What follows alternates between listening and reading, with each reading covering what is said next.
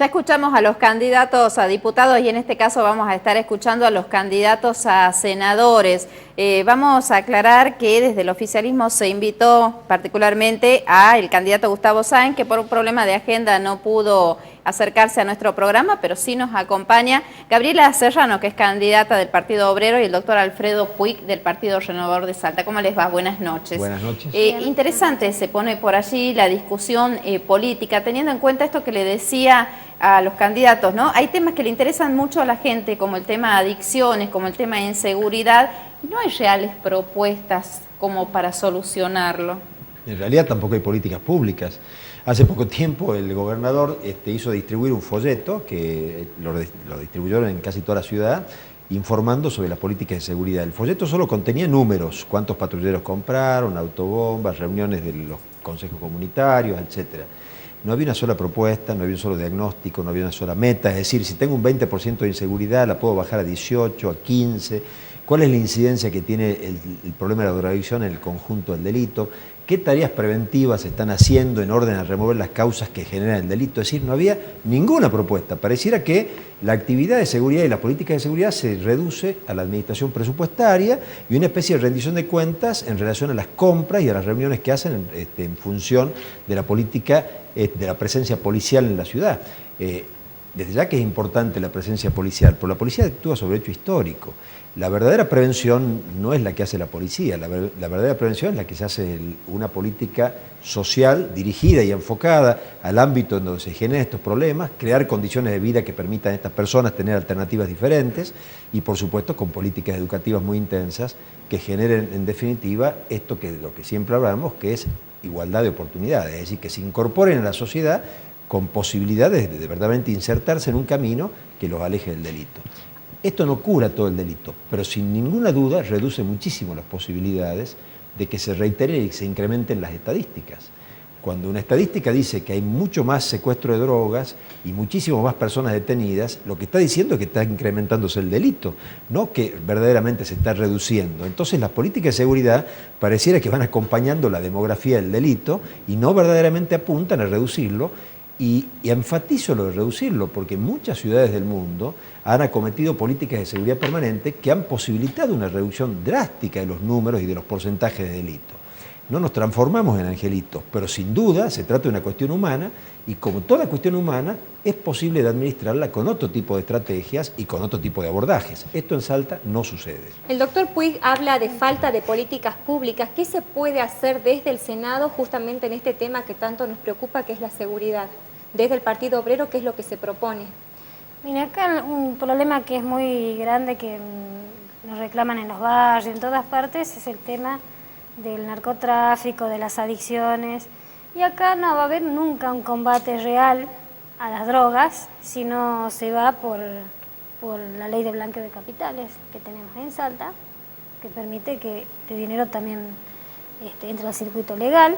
Tenemos la ley de blanqueo de capitales a nivel nacional, que también deja entrar cualquier cosa. Acá en Salta pasa, lo vimos con el escándalo de La Moraleja. Ahora, el escándalo estalló en Europa, no acá, estalló en España. Pero acá no se le cuestiona a nadie de dónde trae esos fondos, de dónde viene esa plata. ¿Ustedes sostienen que de ahí parte la inseguridad? De ahí parte también porque es el lugar donde se blanquea dinero que proviene del delito, de la trata de personas, del tráfico de drogas.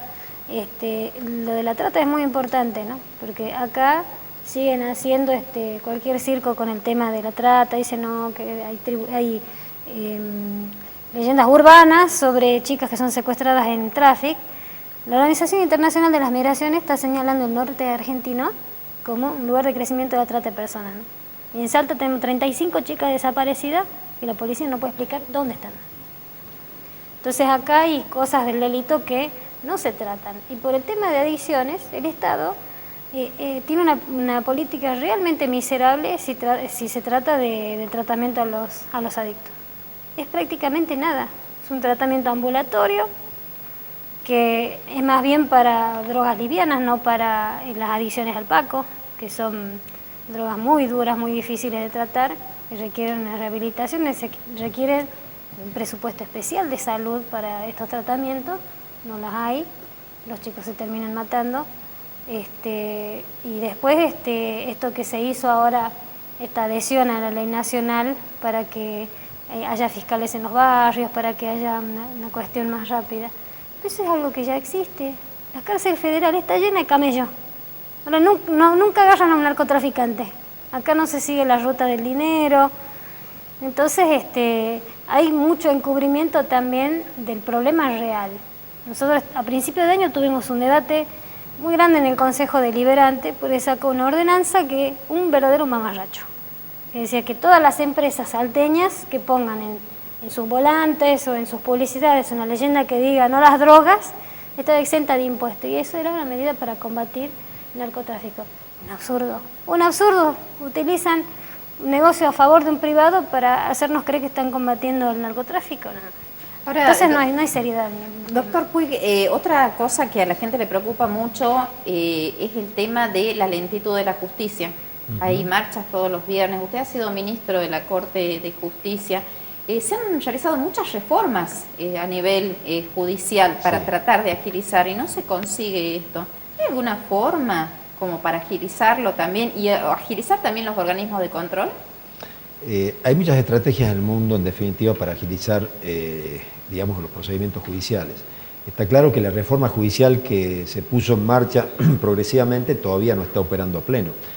Hay toda una serie de mecánicas, de técnicas como los juicios abreviados, la oralidad en algunos casos, hay el tema del tratamiento de los delitos más leves, hay una cantidad importante de medidas que están en el Código Procesal que operativamente todavía no están funcionando a pleno. Pero está claro que la carga que recibe la justicia es una carga que tiene que ver con la demografía del delito. Lo que hay que procurar es que lleven menos causas penales, porque el tema es, cuando uno analiza la composición general de los causas en la justicia, las causas penales tienen la mayor incidencia dentro de la infraestructura judicial. Las civiles, las de familia, las comerciales, las laborales no tienen esta incidencia. En esos ámbitos hay dificultades en el ámbito del derecho laboral, por ejemplo. Los juzgados laborales están saturados de causas y están dando audiencias a veces con 2 años vista. Es un tema donde evidentemente el trabajador encuentra un espacio de verdadera desprotección. Tendría que haber, digamos, la posibilidad de abreviar esos plazos.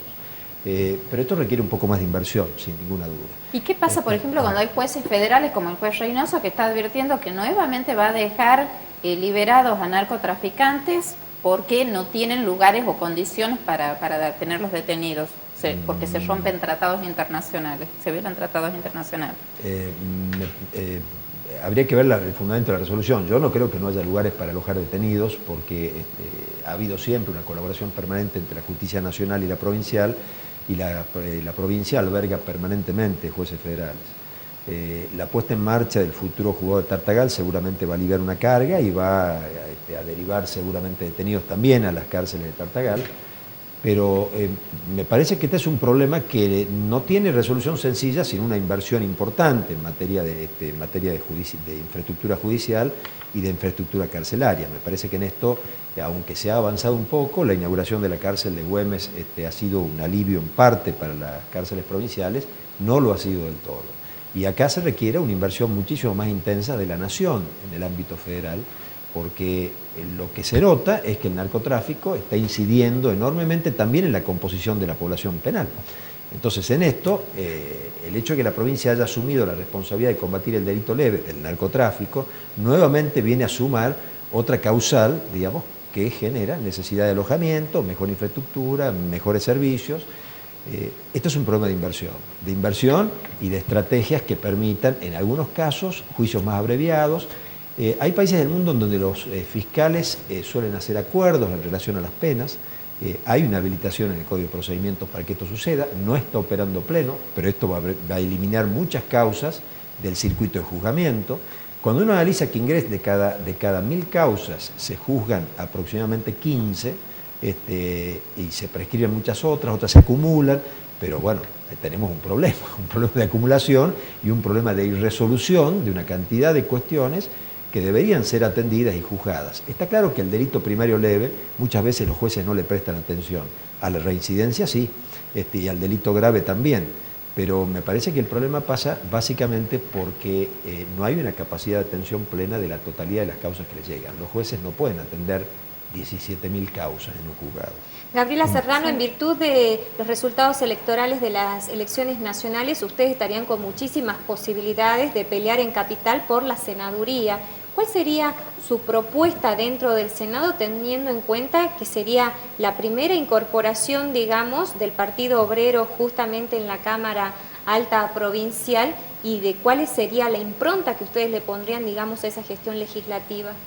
Bueno, en primer lugar, nos preocupa mucho el tema de la justicia. Sabemos que es el Senado el que discute pliego de jueces y fiscales, y aún teniendo postulado personajes repudiables como el Troyano o Boabce, que han demostrado tener toda una cara de prejuicios contra los derechos de las mujeres, de los niños, los nombraron igual, nadie abrió la boca.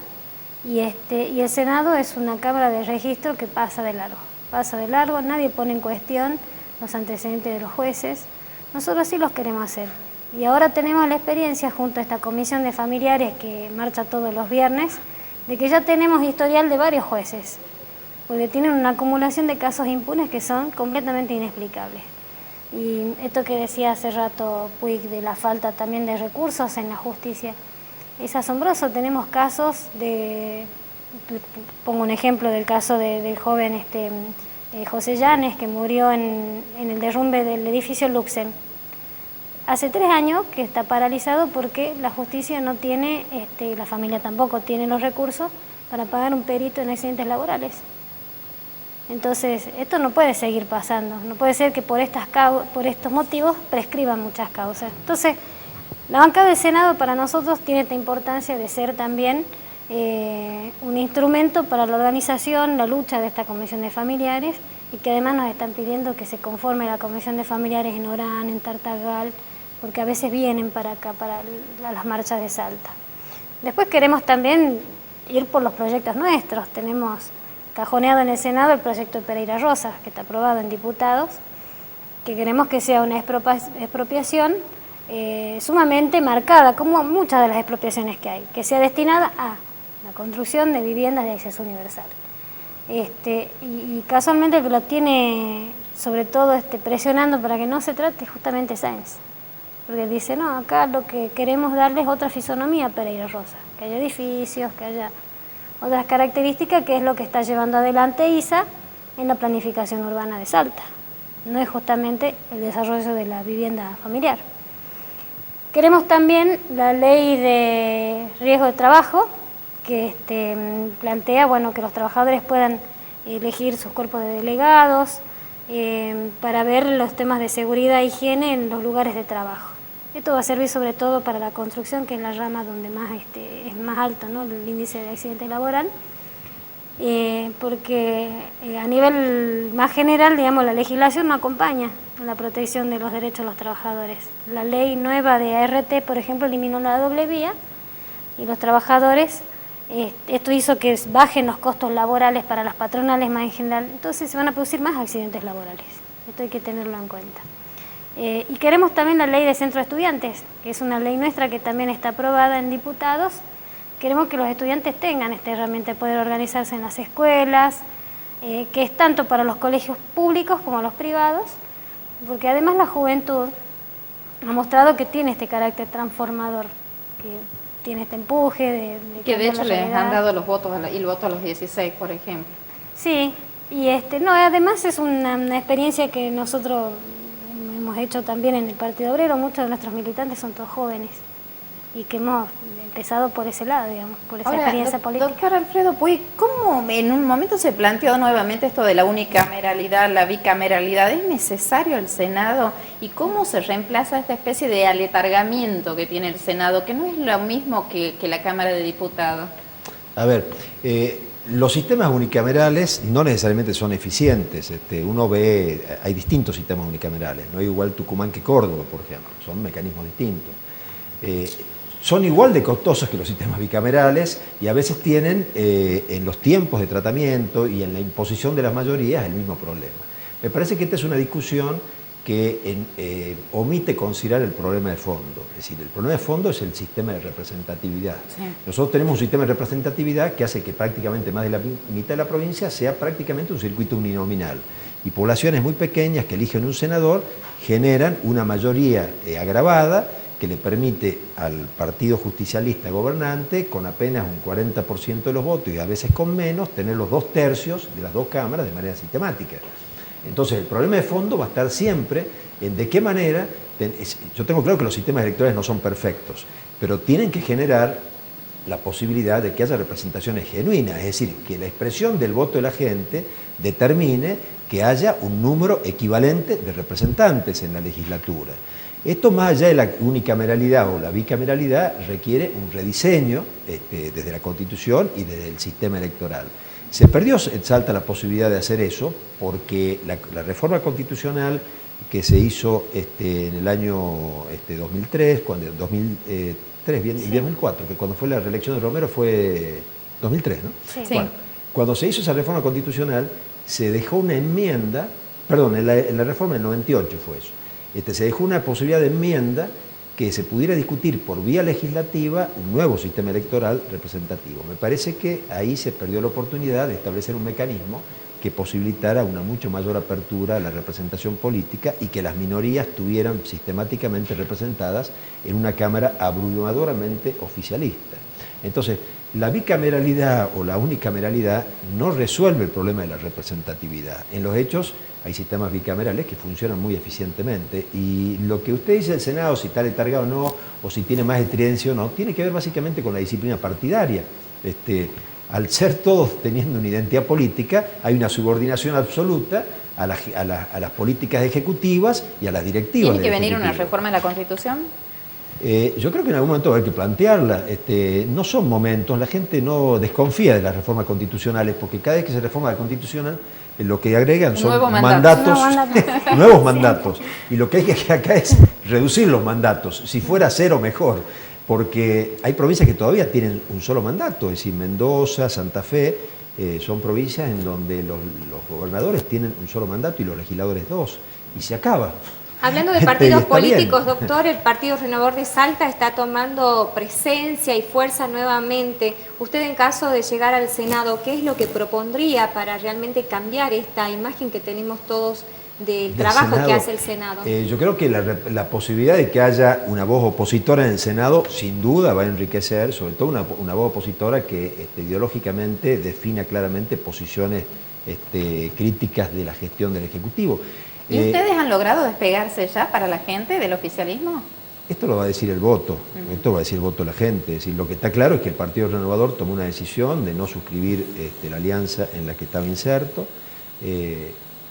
logró reorganizar su base electoral, hay una muy buena organización hoy al margen de aquellos que se quedaron en el ámbito de la función pública. ¿Usted está manejando los remis también, doctor? También manejo los remis, es una actividad que me faltaba, pero es muy interesante. Lo que uno puede saber, conocer de la gente en ese momento, seguramente. Claro, parece mentira, pero el auto crea una especie de ambiente intimista donde uno puede conversar fuera del oído de los otros, claro, ¿no? Porque a veces en una calle, en una reunión, en una confitería, las voces se confunden. En el auto se crea una especie de intimidad donde la gente se expresa y uno también trata de explicarse. Y es muy interesante porque hacen aportes y describen visiones que a veces uno mismo no tiene respecto de algunas cuestiones de la ciudad. Hay temas muy puntuales que son desconocidos por la mayoría y que surgen de una conversación casual. Y esto provoca, en definitiva, este tema del PRS te lleva. Doctor Alfredo Puig, candidato a senador por el Partido Renovador de Salta, Gabriela Serrano del Partido Obrero, muchísimas gracias. Nos faltó un candidato, Alejandro San Millán del Frente Popular Salteño. Nos veremos después de las elecciones, si Dios quiere. Muchísima suerte. Muchas gracias. Llegamos al final, Mónica. Nos despedimos. Nos despedimos, por supuesto, invitándolos a ir a votar el día domingo en la última elección entonces del año, en la elección donde usted va a elegir senadores, diputados y concejales. Y nosotros nos reencontramos, Dios mediante, el próximo miércoles, como siempre, a partir de las 20.